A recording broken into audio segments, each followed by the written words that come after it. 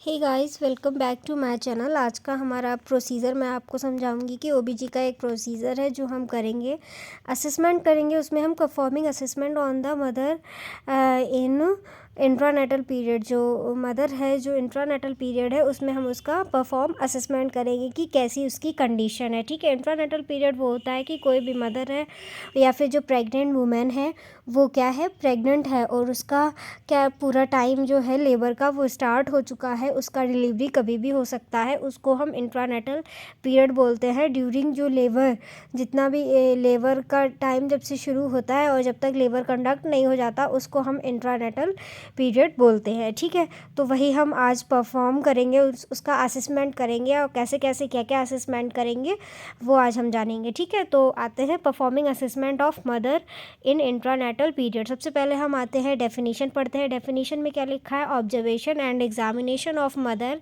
And foetus to determine health, their health status, mother and foetus and the progress level of labour at interval during intranatal period. क्या है, observation करेंगे and examination of mother and foetus. क्या है, दोनों का, mother और foetus दोनों का ऑब्जर्वेशन और एग्जामिनेशन करेंगे कि उनके डिटरमाइन करेंगे उनका हेल्थ स्टेटस कैसा है। ठीक है, मदर और फीटस दोनों का ही।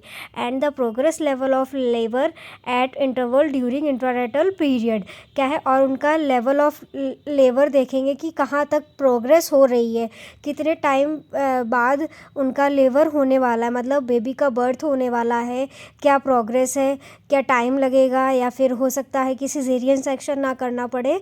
तो ये सारा हम ऑब्जर्वेट करेंगे वहाँ पे और एग्जामिन करेंगे कि नॉर्मल लेबर होगा या फिर सिजेरियन करना पड़ेगा, या फिर कोई कॉम्प्लिकेशन आ सकते हैं कि नहीं आ सकते। तो इसीलिए हम क्या करते हैं, असेसमेंट यहाँ पे करते हैं। ठीक है, तो मेन पर्पज़ क्या होता है इसका असेसमेंट करने का, कोई फिजूल में तो असेसमेंट करेगा नहीं, तो उसका भी एक मेन रीज़न होता है कि आप कैसे क्यों करेंगे, मतलब किसी का, मदर का जो है, आप परफॉर्म असेसमेंट क्यों कर रहे हैं। ठीक है, तो इसका मेन पर्पज़ होता है to monitor the condition of labouring women.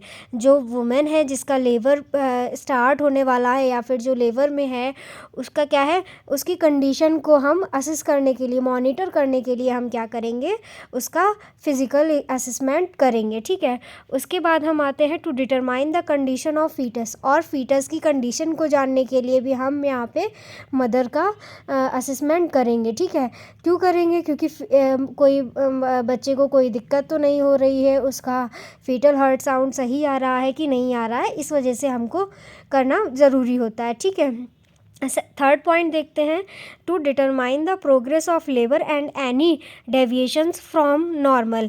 क्या है, हम उसको मॉनिटर करेंगे, कोई जो प्रोग्रेस ऑफ लेबर है वो कैसी जा रही है। ठीक है, कोई उसमें डेविएशंस तो नहीं आने वाले हैं, या फिर नॉर्मल क्या चीज़, उसमें कोई कॉम्प्लिकेशंस वगैरह तो नहीं आने वाले हैं, इस वजह से भी हम क्या करेंगे उसको, ये भी इसका मेन पर्पज़ होता है। ठीक है, क्या क्या आर्टिकल्स हमको ज़रूरी होते हैं ड्यूरिंग प्रोसीजर करना। अगर हम किसी का प्रोसीजर कर रहे हैं तो सबसे पहले तो हमें सारे आर्टिकल्स पता होने चाहिए, क्या क्या आर्टिकल उस टाइम यूज़ हो सकते हैं और क्या क्या आर्टिकल्स की हमें ज़रूरत पड़ सकती है। ठीक है, तो क्या क्या आर्टिकल्स होने चाहिए बेड साइड में वो हम आपको बताते हैं। ठीक है, तो थर्मोमीटर होना चाहिए, स्फेग्नोमैनोमीटर होना चाहिए, स्टेथोस्कोप होना चाहिए, रिस्ट वॉच होनी चाहिए, मेजरिंग टेप होना चाहिए, ग्लव्स होने चाहिए, मास्क होने चाहिए, लुब्रिकेट जेली होनी चाहिए, बीटाडिन सॉल्यूशन होना चाहिए, प्लास्टिक एप्रन होना चाहिए, पार्टोग्राफ रिकॉर्ड ब्लैंक होना चाहिए जिसमें आप पार्टोग्राफ भर सके। ठीक है, स्टेराइल स्पॉन्ज होल्डिंग फॉर्सेप होने चाहिए,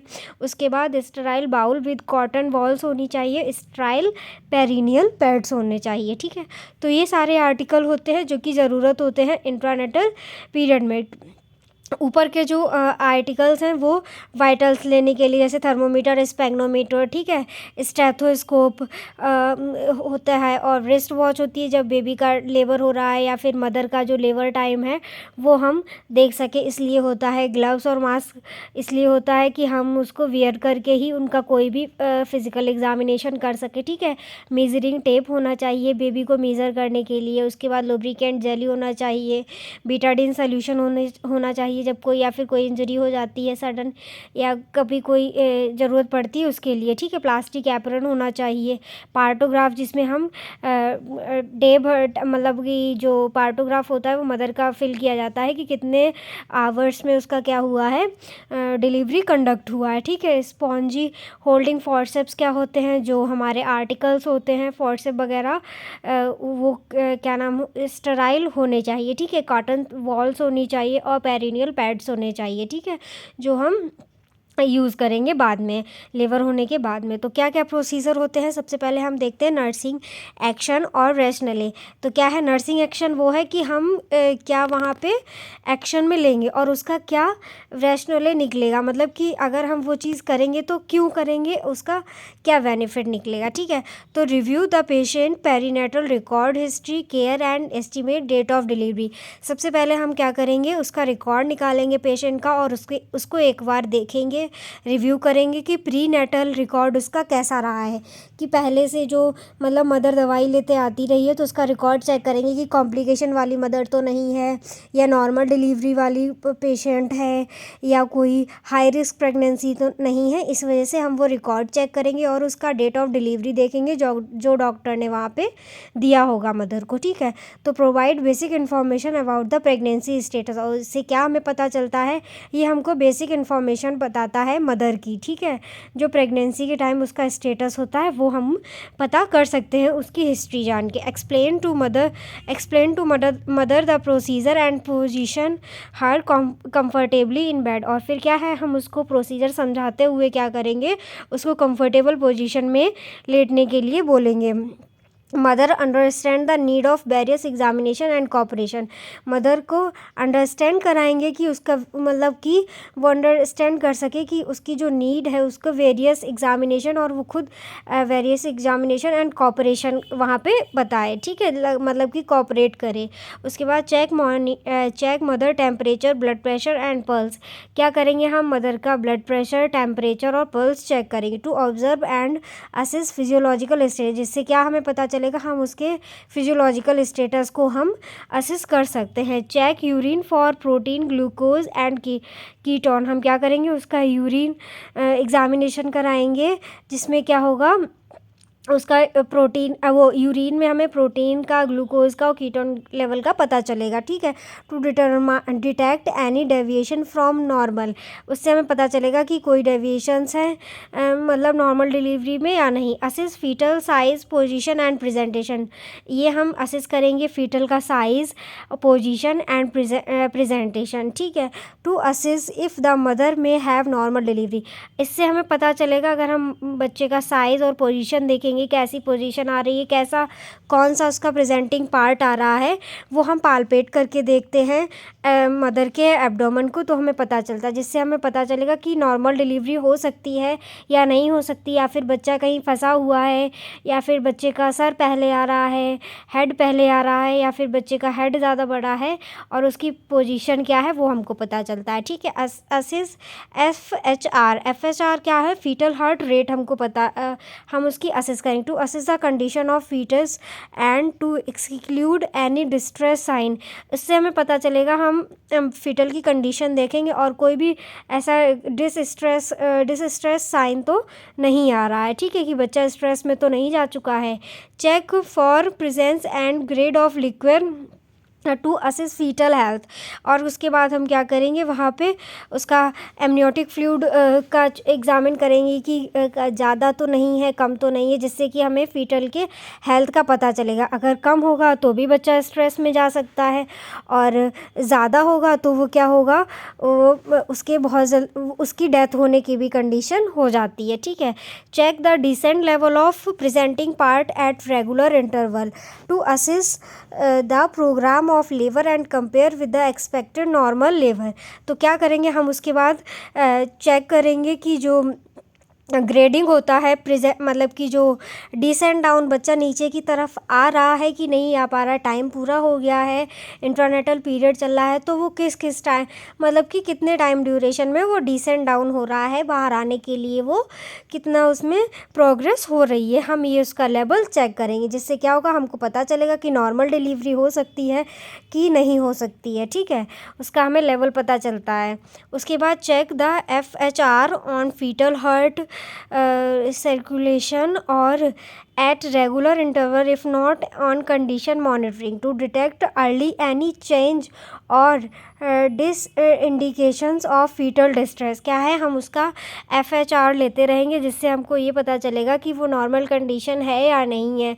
अगर उसका FHR सही नहीं आता है तो हम उस तरीके का उसका कि फीटल डिस्ट्रेस हो रहा है, क्या उसकी कंडीशन हो रही है, वो हमें पता चलती रहेगी। ठीक है, check the dilatation of cervix on 0 to 10 scale at interval.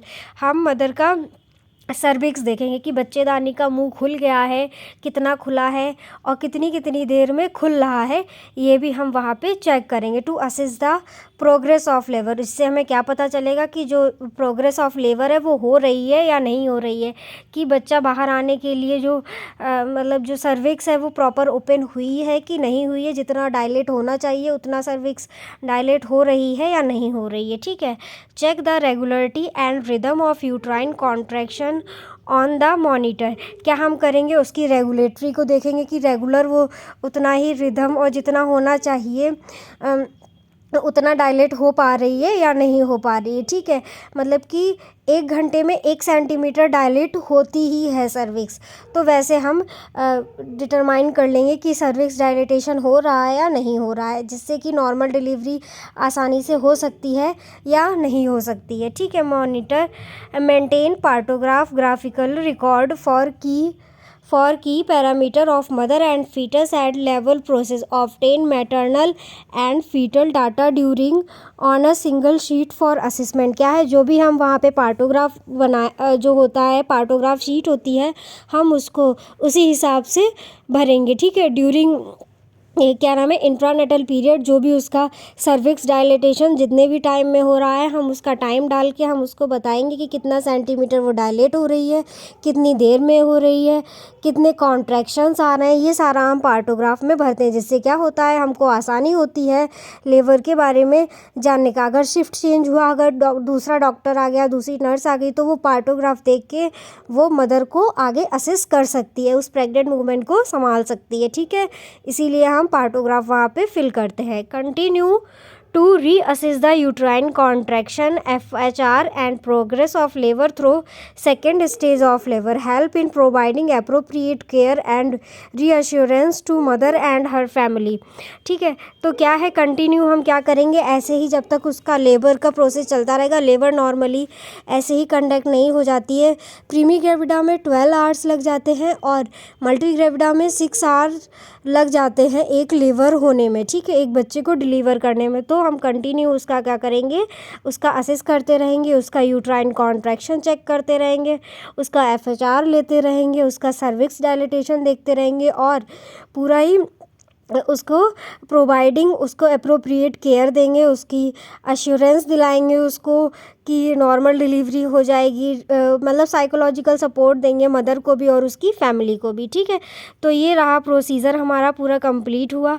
तो आपको पता चला होगा कि इंट्रानेटल पीरियड में आप एक मदर को कैसे असेस कर सकते हैं और क्या क्या आपको आर्टिकल्स चाहिए होंगे, क्या क्या पर्पस होता है कि हम परफॉर्म करते हैं असेसमेंट मदर का। ठीक है, thank you for watching video this guys और continue to visit my channel and thank you. इसका लिंक मैं आपको डिस्क्रिप्शन में दे दूँगी, वहाँ से आप जाके चेक कर सकते हैं और इसका प्रोसीजर बना सकते हैं। ठीक है, आपको क्लिनिकल में भी हेल्प आएगा और प्रैक्टिकल फाइल में भी प्रोसीजर बनाने के लिए दिए जाते हैं, तो आप ये बना सकते हैं। Thank you.